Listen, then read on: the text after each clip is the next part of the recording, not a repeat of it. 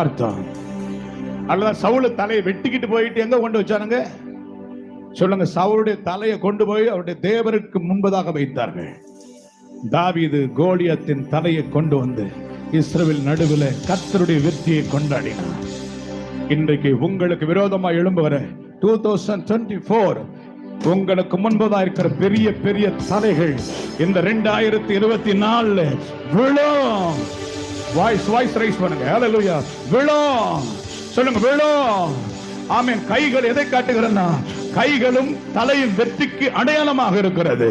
ஆண்டவர் 2024 ஒரு சத்துருக்கள் எல்லாம் தலைகள் கவிழ்க்கப்பட்டு போவார்கள். ஓரா பாக்கா மாதா நாகா பாபா லாபா ராபா சகர பக்கர பக்கர பக்கரபா. ஆமென்.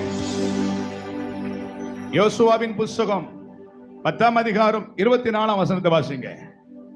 சீக்கிரம்